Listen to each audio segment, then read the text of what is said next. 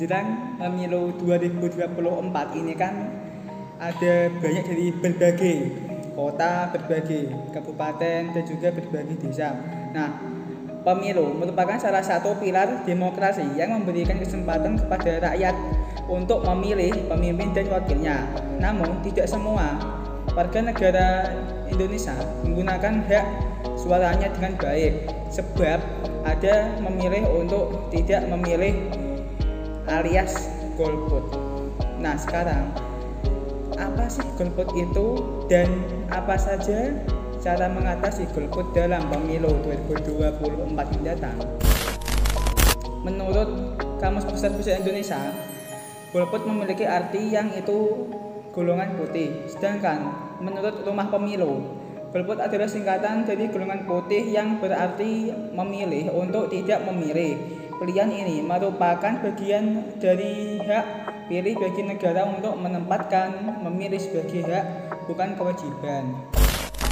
Dalam jurnal ilmu sosial dan politik berjudul Golput Pasca Orde Baru, merekonstruksi ulang dua perspektif karya Ahmad Nyarwi, dijelaskan golput atau golongan putih berawal dari gerakan protes para mahasiswa dan pemuda pada pelaksanaan pemilu pada tahun 1971. Itu merupakan pemilu pertama di era Orde Baru. Saat itu jumlah partai politik yang mengikuti pemilu hanya 10, jauh lebih sedikit dibanding pemilu pada tahun 1955 yang diikuti 172 partai. Beberapa partai politik telah dibubarkan oleh Orde Baru di Indonesia, yaitu ada 3. Yang pertama PKI, yang kedua ada Masyumi, dan yang ketiga ada PSI.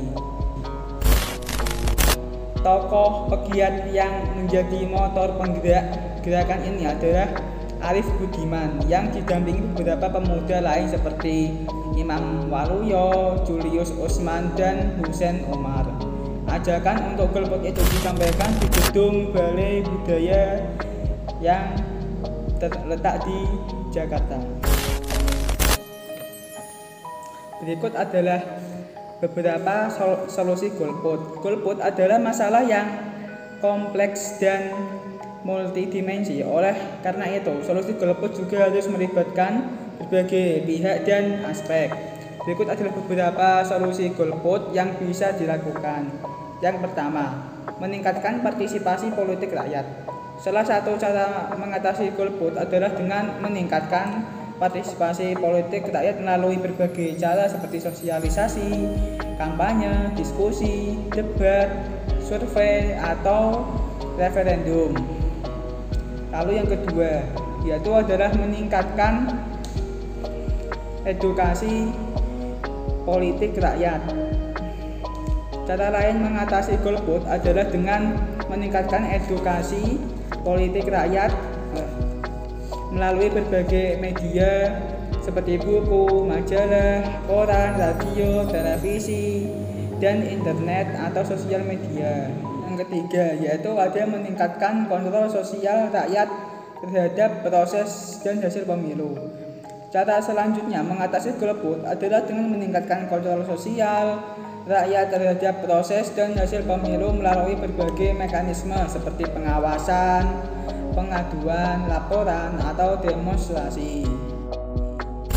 Jadi, kesimpulannya, golput adalah hak setiap warga negara, namun juga merupakan tanggung jawab yang harus dipertimbangkan dengan matang. Golput bisa berdampak negatif bagi kualitas demokrasi, legitimasi hasil pemilu, dan kesejahteraan rakyat. Oleh karena itu, cara mengatasi golput perlu dilakukan dengan meningkatkan partisipasi, edukasi, dan kontrol sosial masyarakat terhadap proses dan hasil pemilu.